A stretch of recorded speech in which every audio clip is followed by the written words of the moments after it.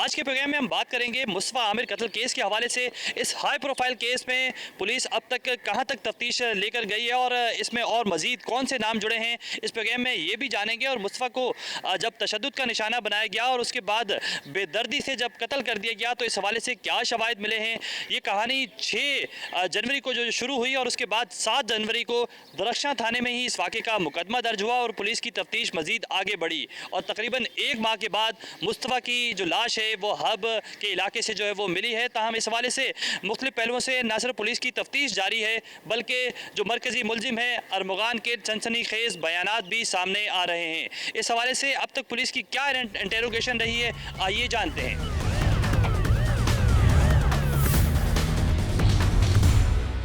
अच्छा जी, हम इस वक्त पहुंच चुके हैं मरकजी मुलजिम अरमगान के घर के बाहर।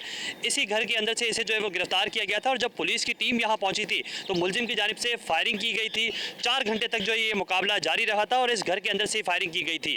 जब इसके बाद मुलजिम को यहाँ से गिरफ्तार किया गया और इंटरोगेट किया गया तो पता ये चला कि इस घर के अंदर जो है वो कॉल सेंटर जो है वो रन किया जाता है और उसमें ना सिर्फ लड़के और लड़कियाँ आते हैं बल्कि 30 से ज़ायद गार्ड्स भी मौजूद थे, जिसे कुछ अर्सा पहले जो है यहाँ से रिमूव भी किया गया था। लेकिन उसके बावजूद मुलजिम ने इस घर के अंदर ऑटोमेटिक डोर सिस्टम्स के साथ साथ जदीद सीसीटीवी कैमरे भी लगाए हुए थे। मेरे कैमरामैन नासिर अली अगर आपको इस वक्त यहाँ इस घर की सिचुएशन दिखाएं तो जब पुलिस खयाबान मोमिन डिफेंस के इलाके में यहाँ पहुँची थी तो जब पुलिस पहुँची तो उसके बाद मुलजिम की जानिब से उन पर फायरिंग कर दी गई और काफ़ी देर तक जो है वो पुलिस को यहाँ रोका गया था। ये जो मेन गेट आप देख सकते हैं ये गेट जो है ये ऑटोमेटिक डोर सिस्टम है। इसके बाद जब पुलिस यहाँ से अंदर दाखिल हुई तो एक DSP समेत एक पुलिस एहलकार भी जो है वो फायरिंग के तबादले में ज़ख्मी हुआ था। उसके बाद जो है वो पुलिस अंदर जाने में कामयाब हो गई। इस मुलजिम को वहाँ से गिरफ्तार किया गया था, कुछ सैंपल्स भी लिए गए थे और इस स्टोरी में मजीद ट्विस्ट भी आ रहे हैं, मजीद जो नाम हैं वो भी सामने आ रहे हैं और पुलिस की जानिब से ना सिर्फ अब इस कत्ल को तफ्तीश किया जा रहा है बल्कि मंशियात के हवाले से भी जो है वो क्रैकडाउन शुरू कर दिया गया है और एक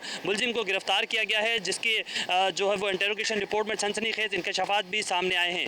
जबकि जब मुलजिम अरमगान को गिरफ्तार किया गया था तो उसकी जानिब से उसके एक दोस्त का नाम लिया गया जिसका नाम शिराज बताया जाता है। फिर पुलिस ने शिराज को जब गिरफ्तार किया तो तमाम तर ये कड़ी खुलती गई और बताया गया कि जो मुस्तफ़ा है वो 6 जनवरी की रात को जो है वो इसी बेंगलुरु के अंदर आया और आने के बाद यहाँ उसे जो है वो 1 से 1.5 घंटा तशद्दुद का निशाना बनाया गया और उसके बाद यहाँ से उसी की गाड़ी में जो है वो उसे डाला गया और इसी सड़क से जो है वो उसे ले जाया गया। ले जाने के बाद 3 से 4 घंटे ड्राइव की गई और उसके बाद उसे जो है वो हब के इलाके में दोरजी की मकाम पर ले जाकर कत्ल कर दिया गया।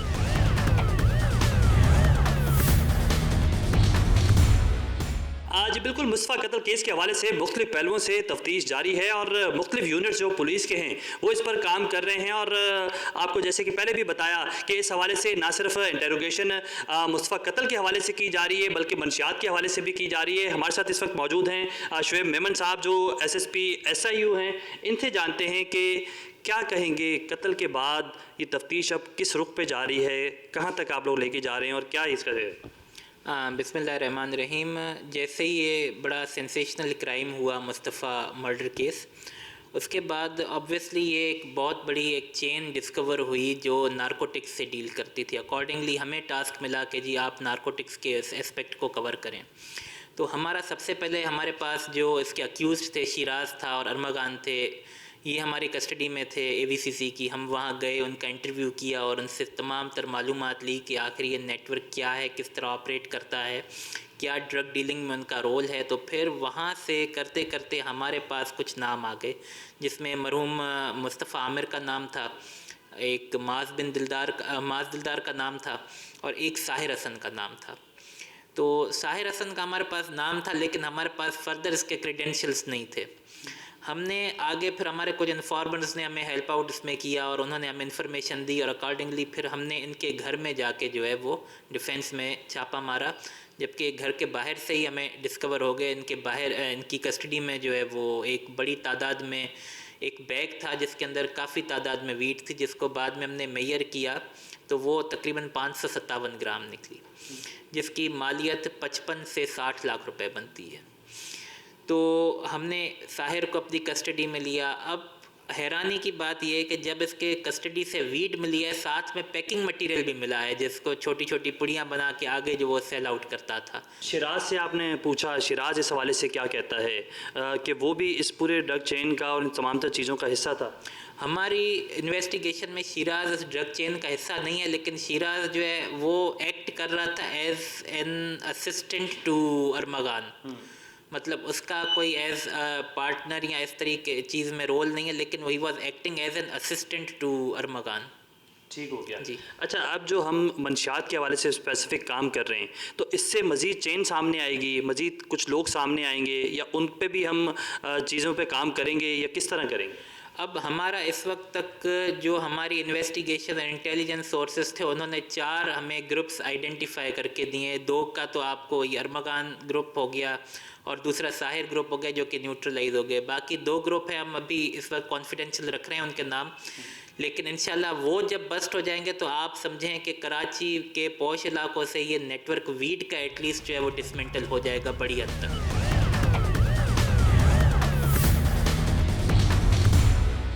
अच्छा जी, अब बात कर रहे हैं मुस्तफ़ा कत्ल केस के हवाले से, और इस हवाले से ना सिर्फ इस केस की तफ्तीश जारी है, बल्कि मुख्तलिफ़ किस्म के इल्ज़ामात भी जो है वो मुस्तफ़ा पर और उसके गिर्द जो इंटरोगेशंस घूम रही हैं, इस हवाले से भी गर्दिश कर रहे हैं।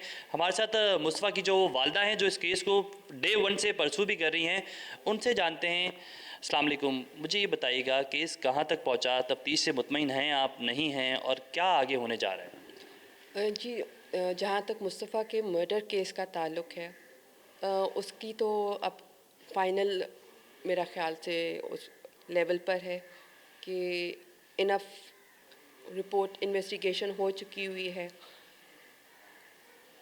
शिराज का आपके सामने है, क्योंकि शिराज बनना चाह रहा है विटनेस। शिराज विटनेस नहीं है, शिराज को अक्यूज्ड है, शिराज बराबर का शरीक है। तो इन्वेस्टिगेशन अब ये जो इनका शायद रिमांड ख़त्म होगा और फिर जेल कस्टडी होगी, उसके बाद जो है जो चालान के सिलसिले होते हैं, इतना मुझे इस चीज़ का नॉलेज नहीं है, वक्त के साथ साथ ही मैं सीख रही हूँ। लेकिन ये कि इन्वेस्टिगेशन से देखिए ओपन शट केस है, बहुत लंबी चौड़ी कहानी नहीं है इसमें, बहुत लंबे चौड़े गवाह नहीं हैं। लेकिन इस केस को लंबा चौड़ा बनाया जा रहा है, कभी मंशियात को इसमें इन्वॉल्व किया जा रहा है, कभी इलीगल वेपन को नॉन कस्टम गाड़ी का कह दिया जाता है, मुख्तलिफ इदारों को इसमें इन्वॉल्व किया जा रहा है। इस पे क्या कहेंगी? ये सीधा सीधा 302 का मुकदमा है और इसको इसी लिहाज से देख रही हैं, या आप दीगर चीज़ों को भी जो है वो परसू करेंगी? जी, दीगर चीज़ों को मैं बिल्कुल परसू नहीं करूँगी, वो स्टेट और उसका मामला है। मेरा मामला सिर्फ मुस्तफ़ा की मर्डर तक का है, 302 का है, मतलब ब्रूटल मर्डर, हीनियस क्राइम, मैं उसी पे ही रहूँगी। बाकी स्टेट को जितना वो डैमेज कर रहा है वो तो स्टेट का अपना मामला है, वो खुद ही डील कर लेंगे। मैं अपने मुस्तफ़ा के लिए ही जो जितनी कार्रवाइयाँ हैं उसी में ही पार्टिसिपेट करूँगी। 6 जनवरी को जब मुस्तफ़ा घर से गया, आपको बताकर गया था, कहा यह जा रहा है मुस्तफ़ा के पास मोबाइल फ़ोन जो था उसमें सिम मौजूद नहीं थी, कभी ये कहा जाता है कि उसके पास जो गाड़ी थी वो नॉन कस्टम थी। इस हवाले से थोड़ी सी तफसीलात बताइएगा। जी, ये मुस्तफ़ा की गाड़ी नॉन कस्टम प्लेट नहीं थी, मुस्तफ़ा की गाड़ी मेरे ही नाम पे रजिस्टर्ड है। मुस्तफ़ा का फ़ोन नॉन PTA ज़रूर था, लेकिन उसका व्हाट्सएप और जो वो दूसरा एक फ़ोन और जिस डिवाइस से वो चलता है, वो डिवाइस सिम से चलती है। वो बिल्कुल ऑर्डिनरी सिम जो हमारे फ़ोनों में डलती है वही सिम होती है। हम इतने जाहिल क्यों हैं? हम इससे ज़्यादा हम इतना फिक्स्ड क्यों हैं? हम थोड़ा सा अपना सोच का दायरा बड़ा क्यों नहीं करते कि अगर वो डिवाइस है तो वो कौन सी मखलूक से मुस्तफ़ा ने मंगाई है, यहीं कंपनी से ली है, मोबाइल कंपनी से ली है, वो किससे तरह चल रही है, वो अगर घर में भी आपके जो राउटर लगा है किसी तार से चल रहा है, जो बाहर वाईफाई डिवाइस है तो वो किससे चल रही है, कोई कनेक्शन एलियन से नहीं है। मैं सबकी सोच पे थोड़ा परेशान होती हूँ। जब मुस्तफ़ा को ढूंढ रही थी, जब मैं उनको कह रही थी कि जी वाईफाई डिवाइस से फ़ोन चल, तो वाईफाई डिवाइस किससे चल रही है? सिम से चल रही है। ये एक मैं शऊर भी देना चाहती हूँ लोगों को कि ये इन लोगों की ना फजूल के रुकावटें जो आपको डाल कर डराने की कोशिश करते हैं ना, मत डरा करें। क्या मुस्तफ़ा जो है वो मंशियात इस्तेमाल करता था, नहीं करता था, और उसने कभी इससे पहले बताया था? इतने बुरे तरीके से तशद्दुद करके इसको जो है वो कत्ल किया गया, कोई इसकी दुश्मनी, आपने भी कहा कि उसकी कोई दुश्मनी जो है वो लड़कों से थी या नहीं थी, क्या कहेंगे इस पर? जी, मुस्तफ़ा की दुश्मनी नहीं थी, मुस्तफ़ा की बस बनती नहीं। मुस्तफ़ा बहुत स्ट्रॉन्ग हेडेड लड़का है। मुस्तफ़ा अगर आपको फ्री पार्टी करा रहा है तो मुस्तफ़ा को उससे कोई फ़र्क नहीं पड़ता। मुस्तफ़ा अपने वसाइल में कंटेंट है, उसको किसी से इम्प्रेस नहीं होना है। मुस्तफ़ा के अपना इतना सोशल सर्कल था, मुस्तफ़ा के अपने इतने दोस्त थे। मुस्तफ़ा के साथ जो मैं उसके जब दुआ हुई मग़फ़िरत की, उसकी जब जनाजा हुआ, जब बच्चे रात में मुझसे सारे लड़के लड़कियां मिलने गए, मेरे घर में बैठने की जगह नहीं थी। तो उससे मुझे पता है कि मुस्तफ़ा की इससे बनती नहीं थी। लड़ाई झगड़े वाला मुस्तफ़ा भी सिर्फ उस हद तक था कि कोई मुझे गाली मत दो, मुझे कोई गलत डायरेक्ट बात ना करो, फिर मैं तुम्हें छोड़ूंगा नहीं, इस हद तक था।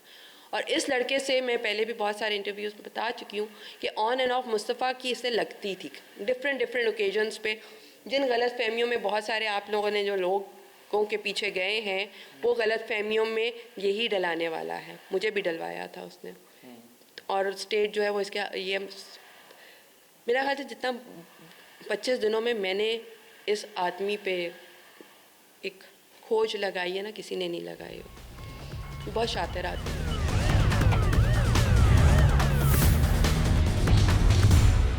मुस्तफ़ा आमिर कत्ल केस के हवाले से पुलिस की मुख्तलिफ पहलुओं से तफ्तीश जारी है और आज के प्रोग्राम में हमने आपको ये तमाम तर तफ्तीश के हवाले से अपडेट भी किया, जबकि जो मुस्तफ़ा आमिर की वालदा हैं उनका बयान भी इस हवाले से वाज़े है कि वो इस केस को आखिरी दम तक जो है वो परसू करेंगी और जो मरकज़ी मुलजिम है या फिर उसका जो साथी है शिराज, उसे जो है वो यकीनी तौर पर सज़ा दिलवाएगी। जो मरकज़ी मुलजिम अरमुगान हैं, इस हवाले से ना सिर्फ पुलिस तफ्तीश कर रही है बल्कि जो उसके कॉल सेंटर से मुख्तलिफ शवाहिद मिले हैं पुलिस को, इस हवाले से भी तफ्तीश जारी है।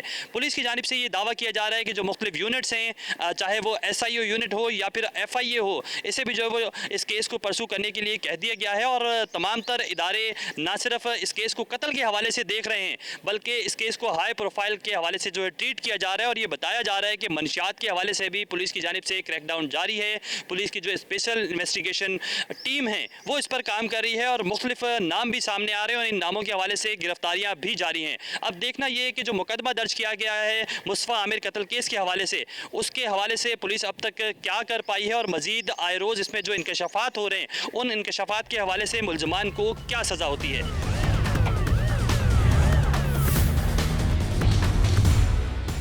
मैं हूँ एहसानुल्लाह शाकिर और आप देख रहे हैं जुर्म और सज़ा के लिए प्रोग्राम। मैं इस वक्त मौजूद हूँ यूनिवर्सिटी ऑफ मलाकड़ चकदरा में, जहाँ पर ऐसी वाक़यात रुनुमा होते हैं जिसकी वजह से कई जुर्म जो है उनको छुपाने के लिए मज़ीद जराइम का इर्तिकाब हो जाता है। इसी तरह एक वाक़या जो है मुबैना तौर पर मलाकड़ यूनिवर्सिटी में पेश आया है, जहाँ पर 4 फरवरी को मलाकड़ यूनिवर्सिटी की प्रोफेसर अब्दुल हसीब ने हरासमेंट के केस के हवाले से उनका एक मुकदमा सामने आया, जिसके बाद यहाँ पर 5 फरवरी को यूनिवर्सिटी इंतज़ामिया ने उसी हरासमेंट के मामले को हरासमेंट कमेटी को भेज दिया और हरासमेंट कमेटी ने ये फैसला तकरीबन 28 दिनों बाद यानी 1 मार्च को फैसला सुनाया और वही यूनिवर्सिटी के प्रोफेसर को अपनी ड्यूटी से बर्खास्त कर दिया। मामला डिप्टी कमांडेंट मलाकड़ मुहिबुल्लाह के मुताबिक यूँ है, 4 फरवरी से पहले ये मुतासिरा लड़की ने प्रोवोस्ट से एक वर्बली एक शिकायत की कि यहाँ पर उनको हरासा किया जा रहा है और FIR के मुताबिक उसी हरासानी केस में फिर इसके बाद उसी मामले को यूनिवर्सिटी की मुबैना जो प्रोफेसर है वहाँ पर उनके सामने रख दिया गया। उन्होंने बाद में FIR के मुताबिक वहाँ पर उनके घर जाकर उसी लड़की को अगवा करने की कोशिश की और उनको उनके मुताबिक कि उन्हें 3 महीनों और 3 सालों से मुसलसल हरासा किया जा रहा था। इस हवाले से यहाँ पर यूनिवर्सिटी इंतज़ामिया से बात तो नहीं हो सकी, लेकिन यहाँ पर कुछ स्टूडेंट्स हैं जो कि यहाँ पर इसी मामले पर उन्होंने एहतजाज भी किया, रोड भी बंद की और इसी तरह हरासमेंट के कई मामलात के ऊपर बात करना चाहिए। उसी तरह उसी स्टूडेंट्स हमारे साथ मौजूद है, इस हवाले से मज़ीद उनसे जानते हैं।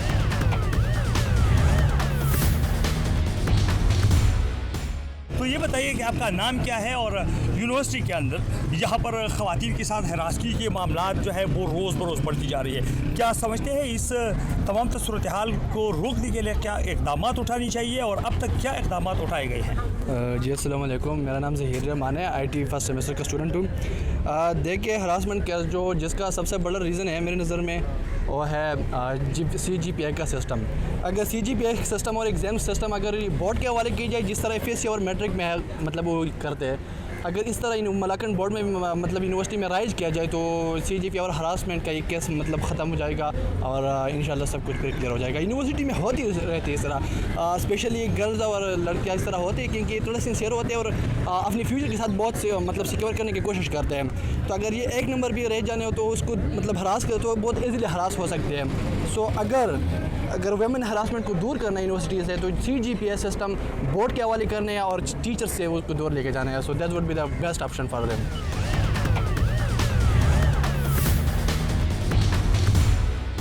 मैं इस वक्त मौजूद हूँ डिप्टी कमांडेंट मलाखंड जीबीज मोहिबुल्लाह खान साहब से और इसके केस के हवाले से मज़ीद इनसे जानते हैं कि केस किस नौइयत का अब जो है किस नौइयत पे पहुँच चुका है और कौन से मराहल से ये केस जो है वो उसमें दाखिल हो चुका है। बहुत शुक्रिया सर। ये बताइए कि मलाखंड यूनिवर्सिटी की जो वाक़ हुआ था 4 फरवरी को और मामला जैसी रिपोर्ट हुई तो इसके बाद मलाखंड इंतज़ामिया ने क्या स्टैंड लिया और इस वक्त जो है केस किस नौइयत में दाखिल हो चुका है? जी बिस्मिल्लाहिर्रहमानिर्रहीम। एहसान भाई, सबसे पहले तो मैं आपके जीव के टीम के अंदर मशकूर हूँ।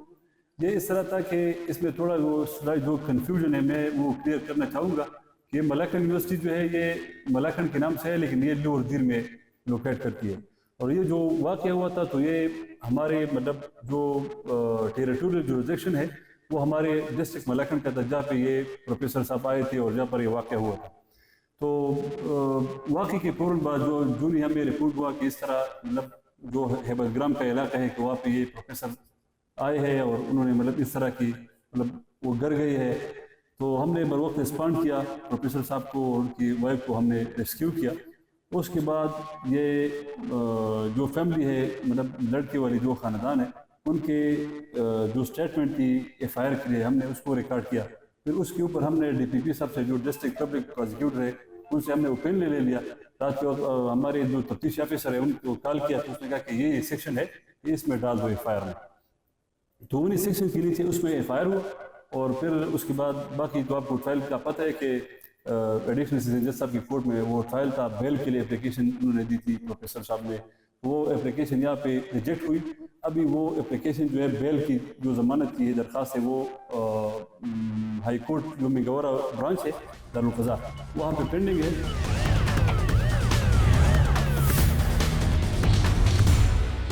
मैं इस वक्त ज़िला मलाकंड के इलाके थाना हेबतग्राम के करीब मौजूद हूँ जहाँ पर ये मुतासरा ख़ानदान जो है उनका घर है और ये तमाम तर सूरत हाल जो हम आपको अपडेट कर रहे हैं ये मलाकंड यूनिवर्सिटी की जो हरासमेंट की मुबैना वाक़े के बाद जो हालात सामने आई हैं उसी तनाजुर में हमने यहाँ पर मलाकंड इंतज़ामिया से भी बात की और इसके साथ मलाकंड यूनिवर्सिटी की इंतज़ामिया से भी बात करने की कोशिश की मगर उन्होंने तो मौक़िफ़ देने से इनकार कर दिया और इसके बाद मुतासर ख़ानदान से मौक़िफ़ लेने की कोशिश की मगर बारहा उनको यही बात हमने समझाई कि यहाँ पर आप अपना मौक़िफ़ पेश करें। तो मुतासर ख़ानदान के अफराद का ये कहना था कि हमारे मर्जी इनको कहे या इनकी जो वहाँ पर इनकी बकौल जो वाक़यात हुई है उसी वाक़यात के तनाजुर में वही FIR दर्ज नहीं की गई है जिसकी वजह से वो अपना मौक़िफ़ नहीं दे सकती क्योंकि वो ये एविडेंस जो है वो मुलजिम कल अपने कोर्ट में अपने डिफेंस के तौर पर वो इस्तेमाल कर सकते हैं। तो बहरहाल हमने यहाँ पर उनके ख़ानदान से भी बात करने की कोशिश की, मुतासरा लड़की से भी बात करने की कोशिश की, उनके वालिद से भी बात करने की कोशिश की मगर उन्होंने मौक़िफ़ देने से इनकार कर दिया।